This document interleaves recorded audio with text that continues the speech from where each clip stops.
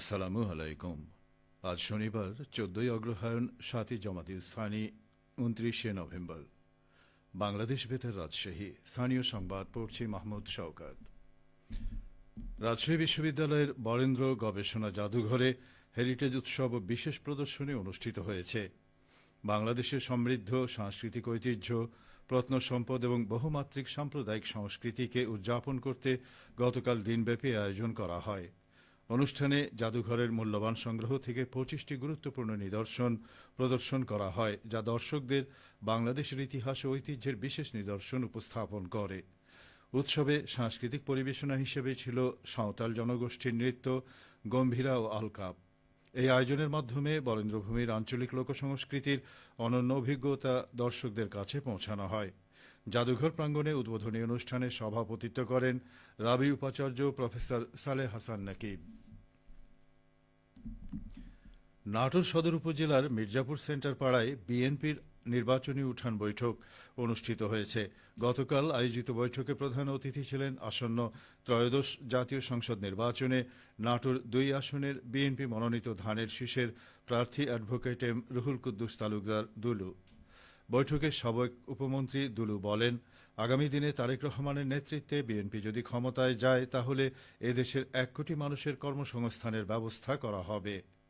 এ সময় অন্যান্যের মধ্যে উপস্থিত ছিলেন জেলা বিএনপির আহ্বায়ক রহিম নেওয়াজ, যুগ্ম আহ্বায়ক মোস্তাফিজুর রহমান শাহীন ও সাইফুল ইসলাম আফতাব, জেলা বিএনপি সদস্য, নাটোর পৌরসভার সাবেক মেয়র কাজী শাহ আলম। বগুড়া জেলা অ্যাডভোকেটস বার সমিতির ২০২৬ সালের কার্যনির্বাহী পরিষদের নির্বাচনে জাতীয়তাবাদী আইনজীবী ফোরাম মনোনীত রেজাউর রফিকুল পরিষদ ব্যাপক ব্যবধানে জয়লাভ করেছে। গতকাল সমিতির গওহর আলী ভবনে অনুষ্ঠিত ভোট গ্রহণে মোট ৮৬৯ ভোটারের মধ্যে ৭৮৪ জন ভোটাধিকার প্রয়োগ করেন। ঘোষিত ফলাফলে সভাপতি পদে শেখ মোহাম্মদ রেজাউর রহমান ৪৫১ ভোট পেয়ে নির্বাচিত হয়েছেন। একই পরিষদের মোহাম্মদ রফিকুল ইসলাম ১ সাধারণ সম্পাদক পদে ৪৫৫ ভোট পেয়ে টানা চতুর্থবারের মতো পুনর্নির্বাচিত হয়েছেন। এছাড়া সহসভাপতি পদে নির্বাচিত হয়েছেন মোহাম্মদ শফি আহমেদ মিঠু ও মোহাম্মদ আতিকুল মাহবুব সালাম। যুগ্ম সম্পাদক পদে জয়ী হয়েছেন মোহাম্মদ এনামুল হক পান্না। লাইব্রেরি ও সমাজকল্যাণ সম্পাদক পদে নির্বাচিত হয়েছেন মৌসুমী আক্তার।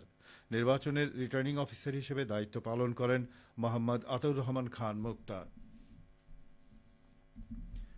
বগুড়ায় অভ্যন্তরীণ আমন ধান চাল সংগ্রহ শুরু হয়েছে।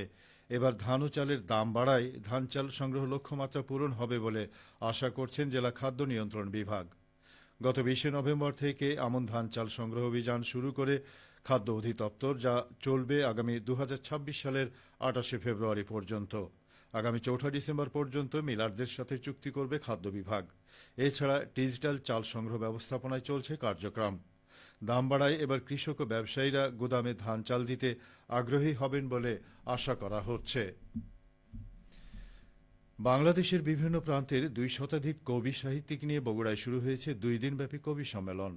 বগুড়ার লেখক চক্রের আয়োজনে জেলা পরিষদ মিলনায়তনে গতকাল সম্মেলনের উদ্বোধন করেন বগুড়া জেলা বিএনপির সভাপতি ও বগুড়া পৌরসভার সাবেক মেয়র রেজাউল করিম বাদশাহ। এ সময় প্রধান অতিথি ছিলেন নওগাঁ বিশ্ববিদ্যালয়ের উপাচার্য ড মোহাম্মদ হাসানাত আলী।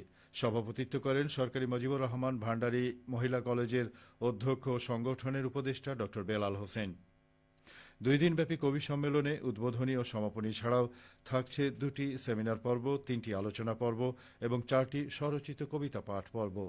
কবি সম্মেলন উপলক্ষে জেলা পরিষদ চত্বরে বসেছে মিনি বইমেলা, যেখানে বাংলা একাডেমি এবং বগুড়া লেখক চক্রের স্টলে জাতীয় স্থানীয় লেখকদের বই বিক্রি করা হচ্ছে। বগুড়ার সোনাতলায় আগাম জাতের মিষ্টি কুমড়ার বাম্পার ফলন হয়েছে। উপজেলা কৃষি সম্প্রসারণ অধিদপ্তর সূত্রে জানা গেছে, চলতি বছর এই উপজেলায় প্রায় ১৪০ হেক্টর জমিতে মিষ্টি কুমড়ার চাষ হয়েছে। সবজি জাতীয় ফসল চাষে উৎপাদন খরচ কম, তাই প্রতি বছর এই ফসল চাষে জমির পরিমাণ বৃদ্ধি পাচ্ছে। এই উপজেলার কৃষকেরা হাইব্রিড জাতের মিষ্টি কুমড়ার পাশাপাশি ব্ল্যাক সুগার ও ব্যাংকক জাতের মিষ্টি কুমড়া চাষ করেন বেশি। এই জাতের মিষ্টি কুমড়া প্রতি বিঘায় ৭০০ থেকে ৯০০ পিস পর্যন্ত উৎপাদন হয়। প্রতি পিস মিষ্টি কুমড়া আকার অনুযায়ী ৫০ থেকে ১২০ টাকায় বিক্রি হয়। এ বিষয়ে উপজেলা কৃষি কর্মকর্তা কৃষিবিদ সোহরাব হোসেন বলেন, এঁটেল ও দোআঁশ মাটিতে মিষ্টি কুমড়া ভালো হয়, এটি একটি লাভজনক ফসল। সবশেষে আবহাওয়া। আজ সকাল 6টায় রাজশাহীতে তাপমাত্রা ছিল 15 ডিগ্রি সেলসিয়াস। এ সময় বাতাসে আর্দ্রতার পরিমাণ ছিল 99%। রাজশাহী ও পার্শ্ববর্তী এলাকায় আজ সূর্যোদয় হয়েছে সকাল 6টা31 এবং সূর্যাস্ত সন্ধে 5টা15। সংবাদ শেষ হল। আমাদের পরবর্তী স্থানীয় সংবাদ দুপুর 12টা10।